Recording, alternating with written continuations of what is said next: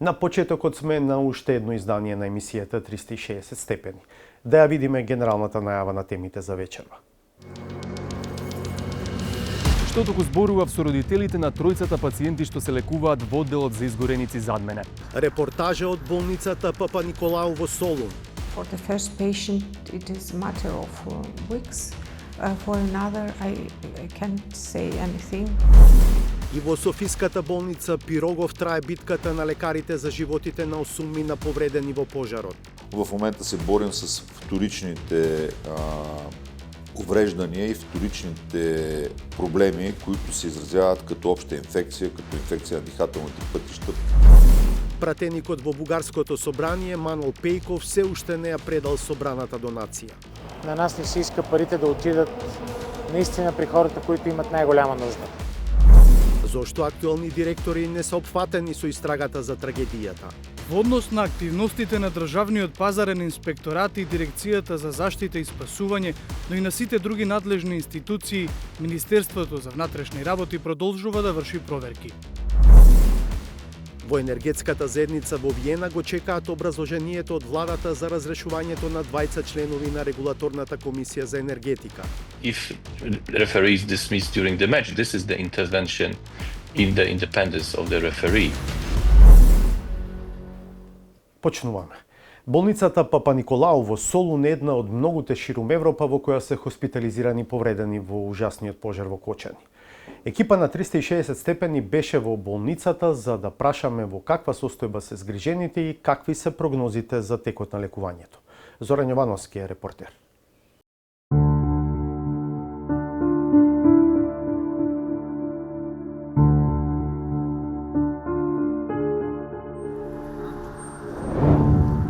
Ова е болницата Георгиос Папаниколау во Солун. Таа е една од трите медицински центри во Грција што на кобниот 16 март ги отворија вратите на своите специјализирани оддели за изгореници. Во нив се лекуваат дел од повредените во пожарот во така нареченото кабаре Пулс во Кочани. Во Папаниколау за своето закрепнување сега се борат тројца пациенти, 2 девојки и едно момче. На возраст се од 19, 25 и 26 години.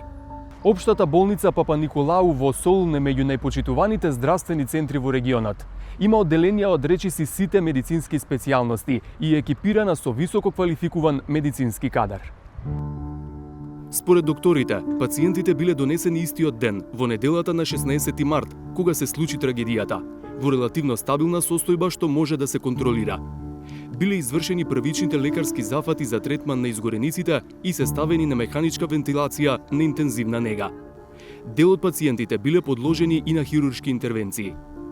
Според доктора Тена Лаврентиева, која е раководител на одделот за интензивна нега, по успешните третмани, една пациентка била исклучена од механичка вентилација и нејзината состојба е прилично стабилна.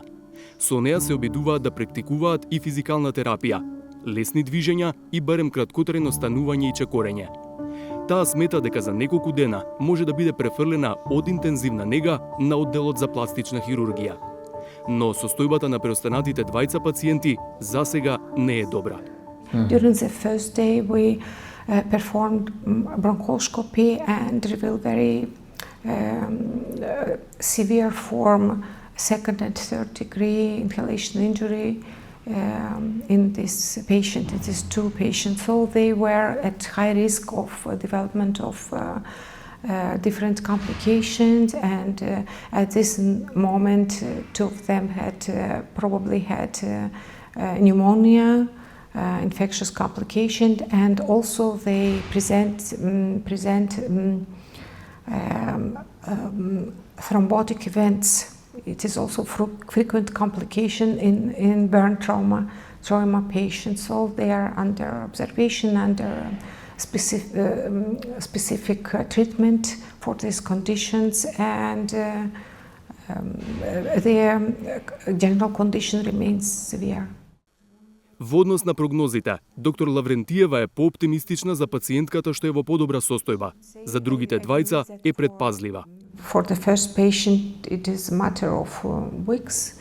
For another, I can't say anything because they have a long way in front of them, and it is unpredictable. It is difficult to say which direction they will follow. So there is danger persists for even serious complications and for conditions that can have an impact on everything, on their organ function, they can express organ dysfunction. We're aware for complication at the moment. Доктор Софија Пападополу пак е директорка на клиниката за пластична хирургија во Папа Николау. Таа вели дека надворешните изгореници на тројцата пациенти се главно на лицето и на рацете. From the surgical point of view, which I would say can talk about, they have the two of them have grafts on the hands, one of the girls and the other girl on the whole arm, but there are more surgeries to come. Not many, but at least one for each of them, perhaps next week. They are having physiotherapy every day, but the scar, it's a marathon. In fact, it's a marathon, it's not a speed run, so they will need time and they will need rehabilitation afterwards. It lasts for at least a year afterwards. The whole care they have to do for their scars. And of course there is the psychological scar, which is another condition that will also have to be faced. Доктор Пападополу вели дека модерната медицина нуди многу можности за третман на лузни и подобрување на естетиката по вакви повреди. There are many possibilities, many of them are conservative, and at the end also some reconstructive surgery could also help, but we hope they won't need it. But conservatively, there are from special medicines, creams they will use, or masks if it's a face burn, or specific compression garments and gloves for the scars if they are on the hands, physiotherapy, and then sometime laser therapy they would need, and at the end, sometime reconstructive surgery, as we said. Следуваше веројатно најтешкиот дел од новинарската работа, средба со родителите на тројцата повредени млади луѓе и прашањето дали сакаат да бидат наши соговорници. Во сите објекти на болницата има строги здравствени протоколи, така и во овој објект што го нарекуваат камената зграда. Во него се одделите за изгореници, интензивна нега и пластична хирургија. Разговорот беше во една од чекалниците. Неизвестност и болка се благи зборови за да се опише она што го чувствуваат. Што туку зборував со родителите на тројцата пациенти што се лекуваат во одделот за изгореници зад мене. Тие се и натаму силно вознемирени и, како што ми рекоа, истоштени од исчекување каков ќе биде исходот од лекувањето. Не сакаа јавно да зборуваат, но ми кажаа дека се презадоволни од третманот на целиот медицински персонал. Со нашите две соговорнички докторки зборувавме и за претходни искуства и за хуманиот аспект при ваквите настани. And of course their relatives, their parents, they are very stressful and they have anxiety, and it is very difficult to inform them because of this very stress. They have their life turned upside down. I was shocked because it's a situation that has happened also before in Romania in 2015, and it is an accident it was an accident with more than 100 injured people, and it is very discussed in European Society of Plastic Surgery and in the European Burn Association, and we always discuss if we are better prepared this time if a massive disaster like this happens, and so I couldn't believe that it happened and that it happened so near to us. And so I immediately called the emergency service of Thessaloniki to ask if we already have calls, because we knew with such a big number of victims, of burn victims, no country could manage itself to care for all these patients. Помош и поддршка за семејствата на повредените во најголемата трагедија што досега и се случила на земјава е повеќе од добре дојдена и од државата и од граѓаните. Освен во болницата Папа Николау, 20 пациенти има во воената болница во Солун. Во Атина се лекуваат уште 7. Со тоа, семејствата на вкупно 12 повредени се надеваат дека нивните најблиски наскоро опоравени ќе се вратат дома од соседна Грција. 360 степени во Солун, Зоран Јовановски. Од Солун одиме во Софија. Таму на клиниката за изгореници и пластична хирургија во болницата Пирогов се сместени 8 мина настрадани од кочани. Се бориме со второстепените проблеми, главно инфекции, вели директорот на болницата. Известува Галена Николовска-Ризвановиќ, која разговараше и со докторите од Софиската итна помош и на купопотекло од Македонија, кои учествуваа во транспортот на повредените. Со над 300 повици дневно работи итната медицинска помош на Софија, главниот град на Бугарија. Тоа е вообичаеното темпо на работа за лекарите и останатиот персонал. Но на 16 март денот добива сосема различен тек од вообичаениот.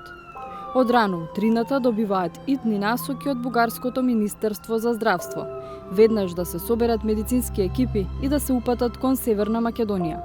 Повеќето лекари веќе имале слушнато за трагедијата во Кочани, па за рекордно време успеале да се екипираат, раскажува доктор Стефан Костадинов, раководител на смена во Софиската итна помош. Во координација со Министерството на здравство на Република Македонија дознавме дека станува збор за пациенти со најразлична степен на изгореници, инхалаторни изгореници, во тешка состојба многу од нив, така да све што беше потребно од медикаменти, хируршки материјали, кислород во огромни резервни количини, апарати за механична вентилација, све тоа беше спремено во најбрзиот начин. Со 6 амбулантни возила од Софија се упатиле кон Скопје со полициска придружба која ги испратила до граница. Таму ги пречекала македонската полиција која ги придружувала до клиничкиот центар. За дел од лекарите, како Костадинов, предизвикот бил уште поголем од вообичаено, бидејќи се по потекло од Македонија. Меѓу нив е и Марија Кушевска од Кочани. Првата помисла ми беше хорор филм, ама за жал не беше филм. Беше една огромна трагедија. За мене беше многу голема трагедија, уште поголема трагедија, затоа што јас скоро сите луѓе ги познавав пред болница.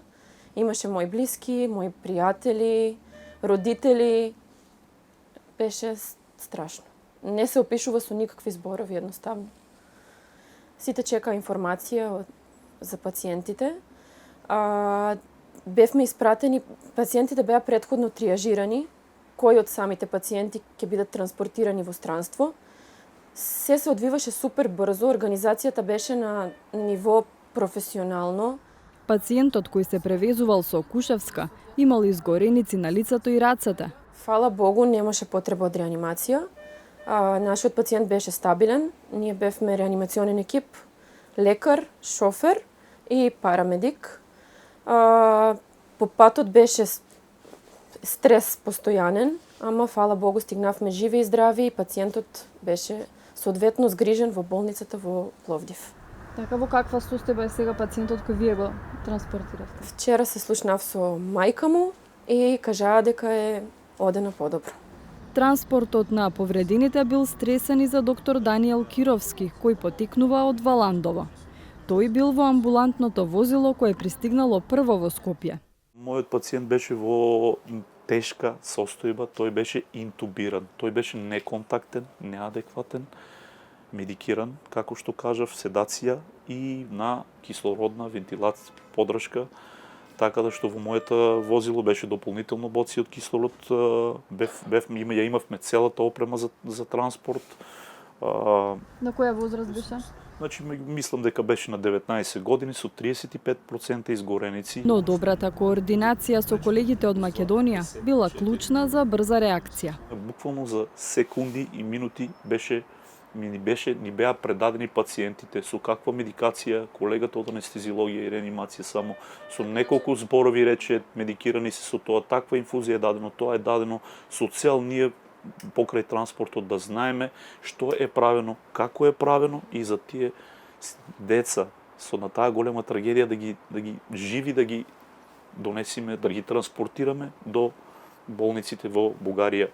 Јас се уште имам слики пред моите очи и во моите соништа од целата таа трагедија. И покрај тоа што ние секојдневно сме соочени со смртта. Секојдневно ја гледаме смртта во 4 очи. Сте имале ли слична ситуација, да речем, на толков број пациенти да треба да се третираат истовремено? Таква трагедија, толкова масова катастрофа и таква трагедија до сега не го нема видено. Тоа што го видов во Скопје горе во болницата, мислам дека беше ад, беше пекол. Раководителот на смената, доктор Костадинов, останал во Софија и од тука ја водел целата координација со амбулантните возила со болниците од другите градови во Бугарија, но и со воениот авион Спартан, кој беше вклучен од бугарските власти за спасување на повредените пациенти. Таму исто имавме постојана врска и контакт со колегите од Пловдив, кај што исто работат македонски лекари. Им испративме состојба на пациентите, што да очекуваат, како да се подготват и те. Во истиот тој момент веќе се очекуваше и слетувањето на аеродромот на воениот авион кој што превезуваше општо 8 од тешко постраданите. 5 од нив беа планирани и се знаеше дека треба да се транспортираат од аеродромот до Пирогов. Тие беа можеби првите и најтешко пострадани. Тројца од пациентите биле пренесени во болница во Варна, а тројца во Пловдив. Најголемиот дел се лекуваат во главниот град. Во Бугарија беа транспортирани 15 од повредените при пожарот во Кочани. 8 пациенти се хоспитализирани во Пирогов во Софија. Оваа болница го има еден од поголемите центри за третирање изгореници во регионот. Центарот е дел од клиниката за изгореници и пластична хирургија, каде се згрижени повредените. За нив се грижи тим од 30 на лекари. Меѓу пациентите има и деца на возраст од 15 години. Тие се третираат во посебен оддел, објаснува директорот на Пирогов Валентин Димитров. Като общия број легла, които са в клиниката са 65, което е постоянният број легла, който ние поддържаме. Имаме 15, плюс това 15 реанимационни легла, които са оборудвани с така съвременна апаратура и съвременни консумативи и всичко, което е необходимо. И при катастрофи, бедствия, аварии, при такива трагични инциденти като този, имаме възможност да увеличим капацитета на клиниката, така че да поемем голям брой нуждаещи си пациенти и да им осигурим високо качество и нужната помощ, за да спасим техните животи. Во однос на лекувањето и состојбата на повредените, Димитров вели дека очекува подобрување. Само един все още е интубиран, защото не позволява все още състоянието му. В момента се борим с вторичните увреждания и вторичните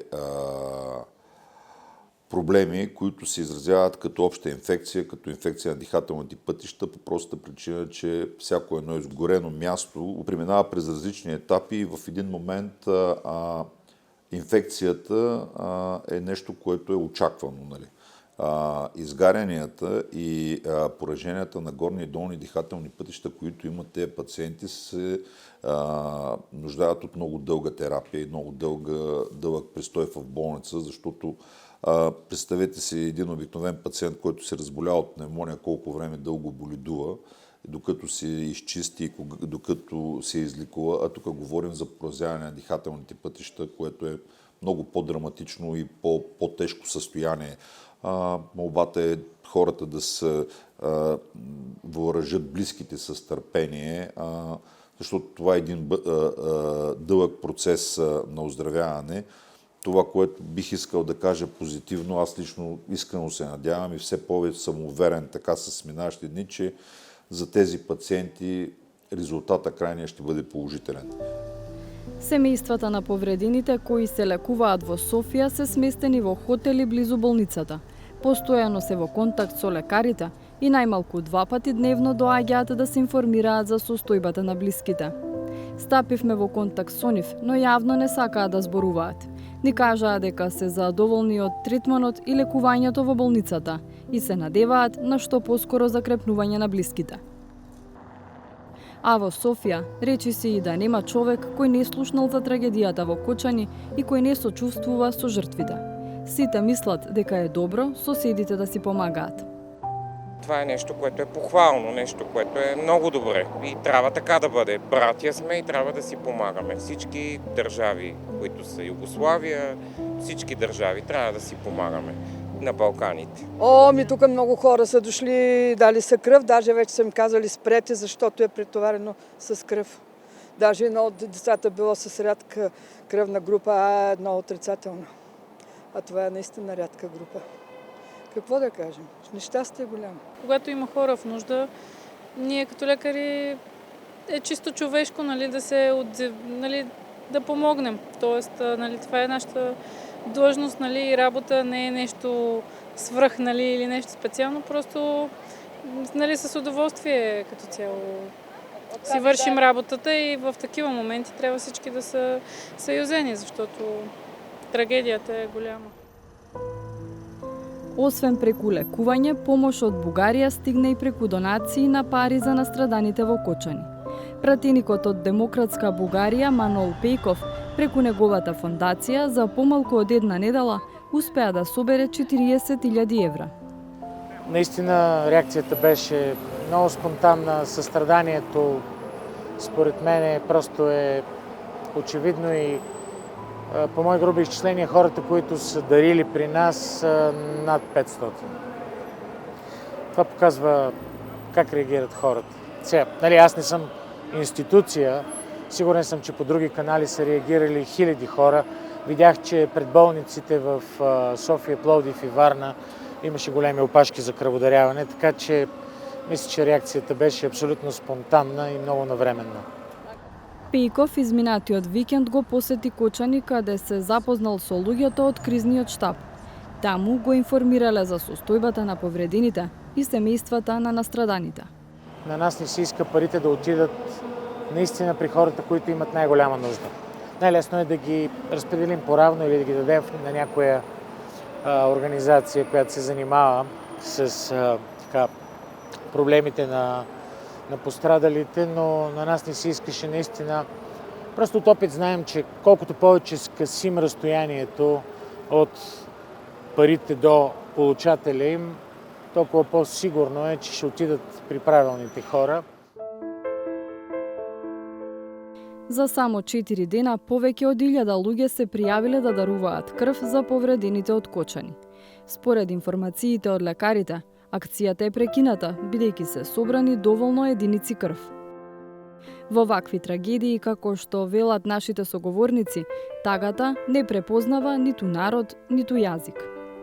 Ќе се надовара само на едни студенти од Тетово, други колеги го кажува. Може да зборуваме различен јазик, но болката е иста. Плачиме сите исто.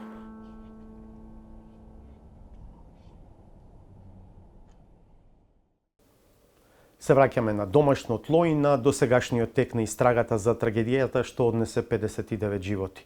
На темпото нема забелешки, но има дилеми за пристапот на јавното обвинителство и за опфатот, особено за изоставањето актуелни функционери. За нив, Александар Димитриевски побара одговори од обвинителството.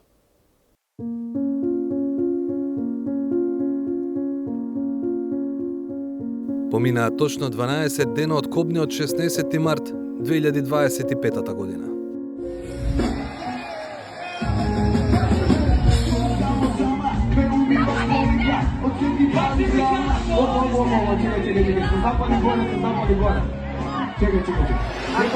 Излагај! Запали се по ус! Излагај!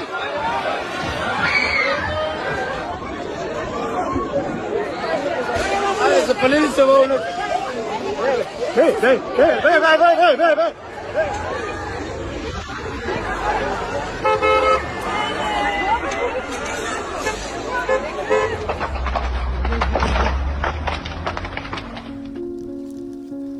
Вкупно 59 животи завршија прерано, вклучувајќи и 6 малолетници. Уште 200 лица се повредени, повеќето и натаму се на лекување. Ке има и такви кои никогаш нема да закрепнат целосно.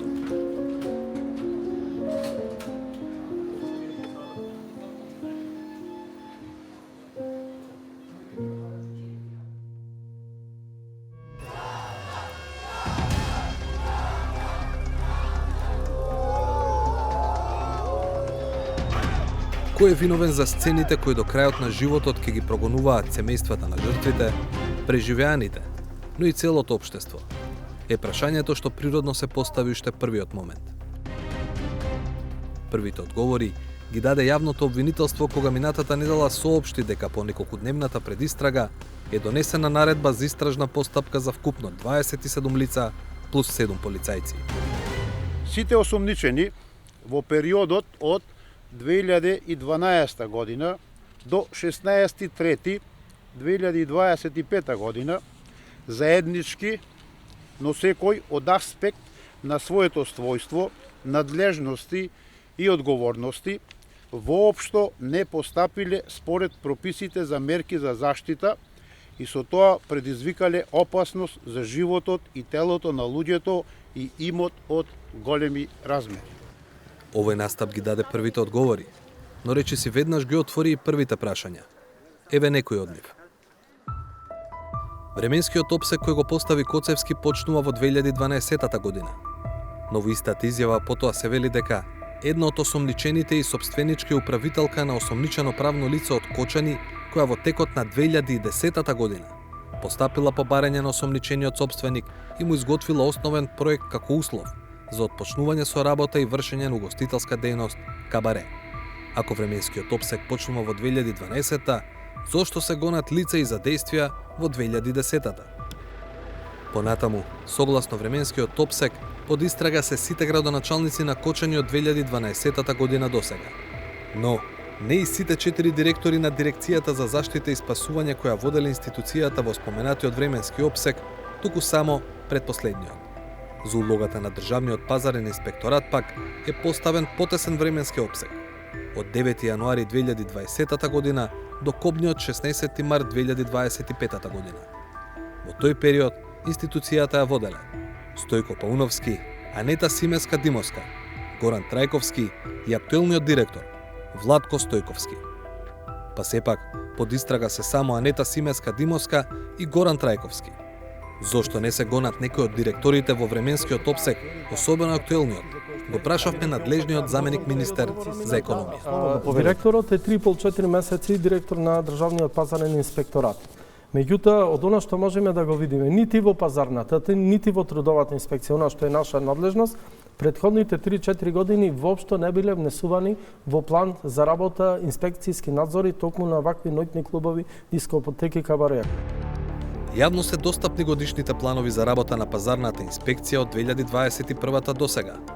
Ги проверивме и испадна дека кабареата биле внесени во програмата за 2025-та, но и за 2024-та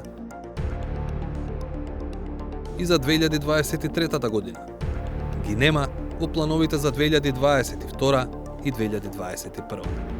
Важно е да се додаде и дека плановите од 25-та, 24-та и 23-та се речиси идентични и следат еден из шаблон. Они од 22 и 21 следат друг, веројатно постар шаблон. Се разбира, прашавме во јавното обвинителство. Зошто, иако се дадени временски рамки за действијата во некои институции, не се гонат сите функционери по дадената временска рамка? Како што веќе беше наведено во информацијата непосредно по отворањето на истрагата, особено во однос на активностите на Државниот пазарен инспекторат и Дирекцијата за заштита и спасување, но и на сите други надлежни институции. Министерството за внатрешни работи продолжува да врши проверки во насока на утврдување на сите пропусти во текот на целиот временски период на работа на клубот. Доколку се обезбедат докази, во истрагата ќе бидат опфатени и други лица, кои, иако биле свесни дека поради нивното сторување и несторување може да настапи штетна последица, се согласиле со незиното настапување и придонеле за катастрофалниот исход. Следното големо прашање е за така наречените верижни пропусти. Според истражната постапка, сите осомничени лица се гонат за исто кривично дело кое довело до истата штетна последица. Тоа значи дека, на пример, ќе треба да се докаже дека нешто што сторил или не сторил градоначалникот во 2012-та било причина за пожарот настанат од пиротехника на 16 март 2025 година, по кој загинаа 59 лица. Таквиот пристап може да донесе поголеми казни, изјави адвокатката Сузана Јошевска Анастасовска за 360 степени. но со себе носи и тешкотија, што таа ја представи преку хипотетички пример.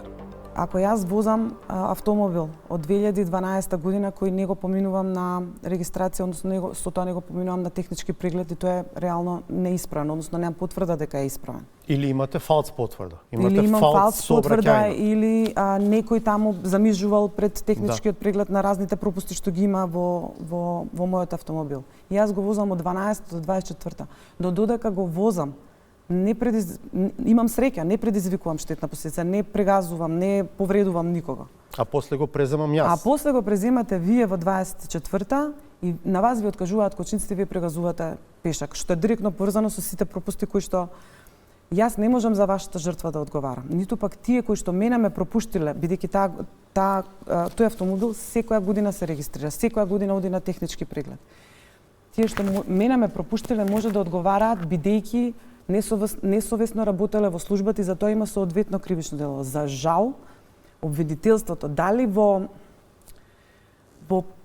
желба да одговори на овие потреби на јавноста дека овдека треба да бидат запретени високи казни, бидејќи трагедијата е навистина голема, а кај несовесното работење на служба имаме мали казни, имаме скратена постапка, имаме предлог и така натаму, не се одлучило секој во своите действија да одговара и со тоа да се испорача брза и ефикасна правда и да се даде порака дека навистина секој ќе одговара за своето, но ќе одговара во рамки, ќе биде соодветна правната квалификација, туку тој конфекцијски решил да ги стави сите во едно дело и на тој начин да обезбеди и притвори и големи казни и така натаму, но тоа не ги задоволува потребите на правда. Дополнително, ако се следи веригата на пропусти, треба ли да се постави прашањето за одговорност за законските измени во 2008 година? Дотогаш, во Законот за угостителска дејност се пропишувало дека кога некој сака лиценца, директорот на Државниот пазарен инспекторат или одговорен работник овластен од него, врз основа на барање на угостителот, издава решение дека се исполнети минимално техничките услови. Потоа, ова одредба е заменета со нова според која не е потребна контрола за издавање лиценца, туку сам да гарантира барателот на лиценцата со подпис. Токму тоа ви го кажувам, тука е пропустот со измените во законот од 2007 година, дека правното лице е тоа кое што самото тврди дека ги исполнува условите. Да, тоа е проблемот. Никој не го проведе. Законот не предвидува. Имајќи предвид дека за веригата на пропусти се осомничени и 7 полицајци, во моментов за предметот има 34 осомничени. Ако остане пристапот, сите да се товарат за својата улога во една постапка, на крај се ќе продолжи во големо судење против многу обвинети. А таквите, историски, не се покажале како многу успешни. Но овие дилеми од обвинителството велат. Доказите се уште се прибираат и се анализираат. Од доказите прибрани во истрагата ќе зависи на тамошниот тек на постапката и во поглед на бројот, својството и дејствијата на лицата против кои таа постапка ќе продолжи во следна фаза. Додека во тек е истрага, би било несериозно да се шпекулира и со обемот на евентуална идна судска постапка и со опсегот на кривични дела за кои таква постапка би се водела. Одговорите од обвинителството на поставените дилеми во оваа сторија, барем во моментов, не се конкретни. Но, дополнуваат од таму. Во оваа фаза не можат да споделат повеќе детали, за да не ја загрозат постапката. Добро е што јавноста е будна, добро е што јавноста поставува прашања. Ве охрабрувам и понатаму да продолжите во истата насока, но институциите мора темелно, законито, професионално да си ја сработат работата. Се уште сте со 360 степени на Марата 1. Следната сторија е за разрешувањето членови на Регулаторната комисија за енергетика, првичните реакции од секретаријатот на енергетската заедница со седиште во Виена и очекувањето по детално објаснување од властите во Скопје. Најавеното писмо се уште не пристигнало во Виена, а според одговорот од Министерството за енергетика, нејасно е и дали воопшто ќе биде испратено. При крајот на февруари шефот на енергетската заедница побара објаснување од владата, врз која основа се предвреме разрешени 2 члена на Регулаторната комисија за енергетика. Што може би ја подкопува независноста на ова тело и сакав ова отворено да ви го кажам. Разрешувањето на двата члена се наблюдува на вистина внимателно од секретаријатот и очекуваме владата да ни даде образложение за таквото разрешување. Пратеникот Бојан Стојановски, кој како председател на Собраниската комисија за економски прашања, труд и енергетика ја водеше седницата на која се обрати Лорковски, кажа дека одговор ќе има. Информиран сум дека во Министерството за енергетика веќе се припрема писмениот одговор до господинот Лорковски и тоа ќе биде набрзо доставено. Помине еден месец, па проверивме. Прати ли владата одговор до енергетската заедница и дали ја убеди Виена дека разрешувањата биле врз основа на законот.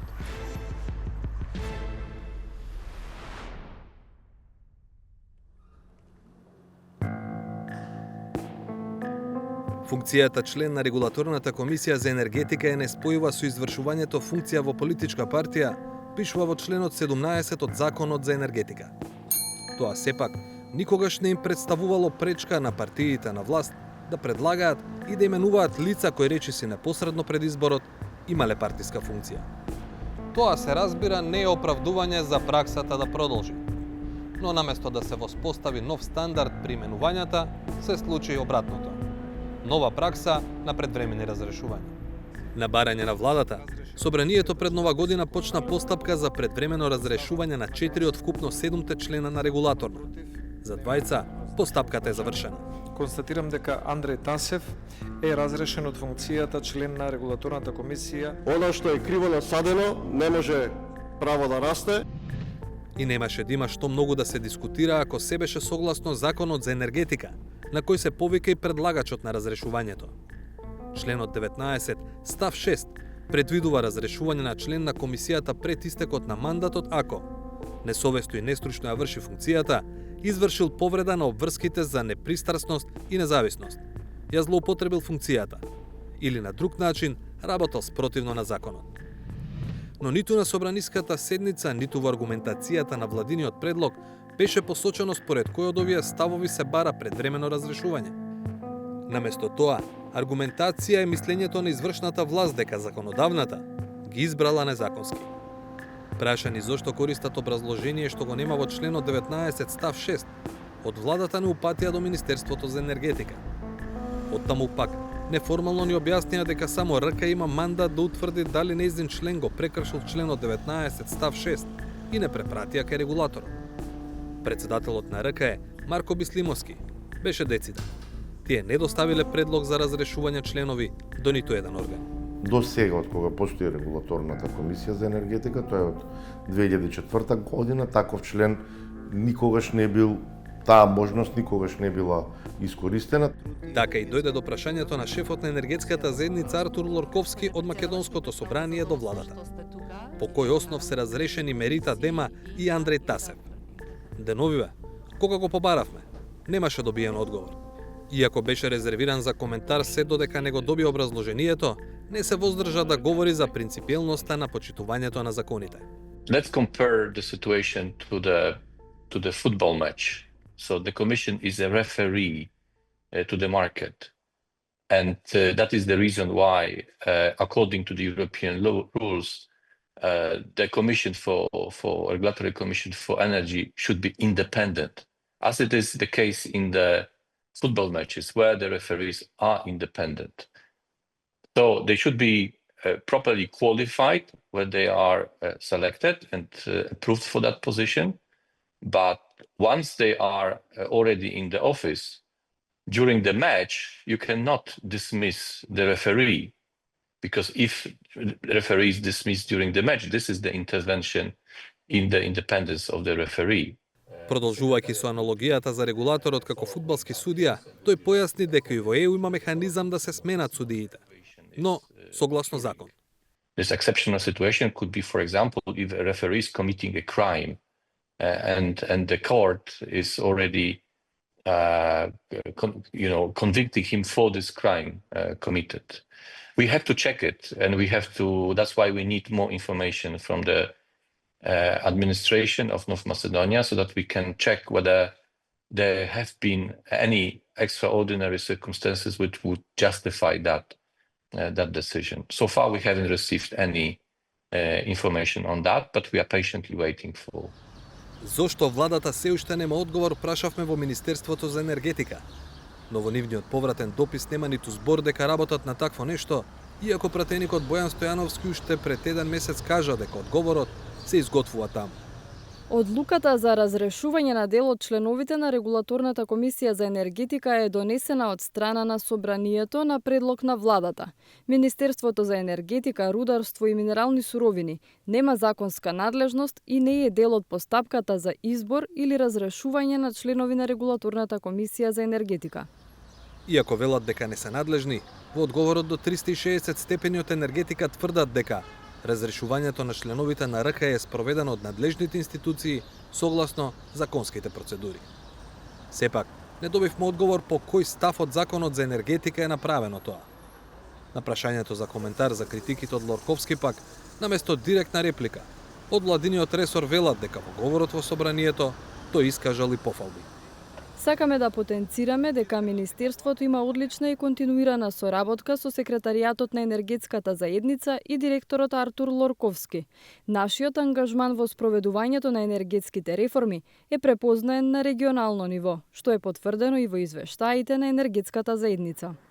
А додека да се напише одговорот, ако воопшто се напише, владата веќе избра кандидати за двете испразнети места во РК. Од 7 пријавени, изборот паднал на доктор Ирфан Шакири и професор доктор Атанаско Тунески, кои се со богато академско и стручно искуство. Шакири во јавноста е познат како автор на вештачењето од областа на електротехниката за пожарот во модуларната болница во Тетово. Меѓу другото, има работно искуство и во компанијата Еколог и како вонреден професор на Тетовскиот универзитетот на Југоисточна Европа. Атанаско Тунески е универзитетски професор на Машинскиот факултет во Скопје, но има и долга политичка кариера. Во 2000-тите ја водеше Комисијата за енергетика на ВМРО ДПМН, но откако го разрешија, замина во СДСМ. Господинот Туневски, освен по фактот што има сменето најмалку 4 политички партии, тој е првиот единствен човек на кого му се случи колапс и пат на целиот систем, додека тој беше директор на МЕПС. Како член на СДСМ низ годините, се појавуваше и на партиска говорници и на дебати, дури и наспроти сегашниот премиера, тогаш директор на ЕСМ, Христијан Мицкоски. Ама ние сме сведоци дека вие имате пад на блок, непланиран пад на блок. Вие не ги гасите падовите на блокови.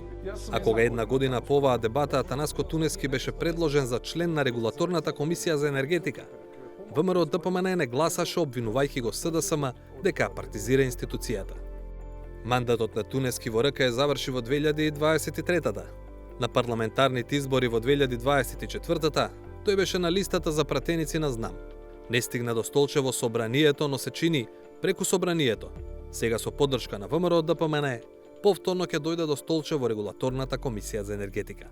As I mentioned at the very beginning, key principle is the independence of the regulatory commission, independence from the government, from the political parties, the independence from the sector players, including the electricity producers and electricity transmission operators. And the independence is the prevailing principle.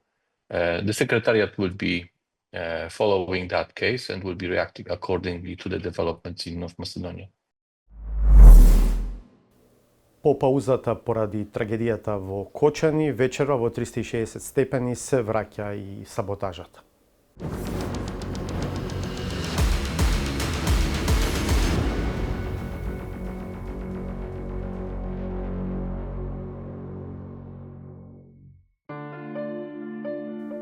Желбата на премиерот да ги споредува своите опоненти со разноразни цицачи кои роварат подземја и со паразити глодари кои живеат полунадземен живот, помалку ја губи смислата кога по собствено тврдење тој тргнува да лови едни, а пред поротата се појавуваат сосема други видови.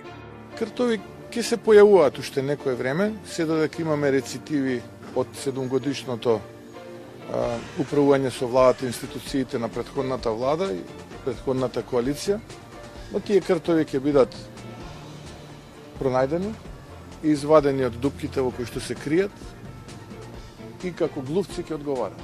Некои од нив се кријат таму каде што најмалку се очекува и не може да бидат повикани на одговорност бидејќи немаат субјективитет. Звучи чудно, но системот освен кртови и глувци, самиот создавал такви молци што слободно ја грицкале неговата облека и го оголеле. Во 2012 или 2013 законски е укинато присуството на инспектор при технички прием или примопредавање на нов објект. Добро, како е тоа можно? Прашањата кои не заслужуваат одговор се такви бидејќи кадрите кои ги разигруваат законите и државата се со толку релативен капацитет, што не знаат ниту елементарни работи, а се исправени да ги соберат ловориките за големите гестови на почит. И тоа кон тие кои воопшто не ги ни познаваат. Овде денес сме се собрани да дадеме подршка на двете дами кои започнале борбата за правата на жените. Тоа е Роза Луксембург и Крала Цетинка. Иако се украсни како цвеќе, сончогледите не мирисаат, ама затоа секогаш умеат да бидат свртени на вистинската страна. Нивната цел е да бидат згрејани, за да може постојано да зреат. Значи бев член на ВМРО ДПМН до 2007-2008 година, потоа бев член и на СДСМ, бев председател на Комисија за енергетика на СДСМ, бев председател на Комисија за енергетика и на ВМРО. Во тоа поле за политички надпревар тешко може да се издржи без да се биде дел од производството. Па како единствено, ама редовно, се поставува прашањето за тоа кој е следниот што ќе го фрли семето. Единствено она што се наметнува како ново прашање од оваа бајата пресконференција на Атанаско Туневски е која ќе биде неговата следна политичка партија. И на крајот, Туневски сега е во знам и оттаму ќе биде засаден во Регулаторната комисија за енергетика. Затоа барем има диплома и знаење. Ама што се случува кога ќе те постават на функција, а на избраниот не може ни да му текне со што всушност раководи. Овде сме собрани да ја промовираме програмата за работа за 25 година на библиотеката на Моштип, национална установа библиотека, Гоцеловче Моштип. Во библиотеката има книги. Тие се прават од хартија, таа од дрво. И директорот е наместо. Тој е шумарски инженер. Овде го заокружуваме ова издание на 360 степени. Бидете повторно со нас понеделник во 20:15.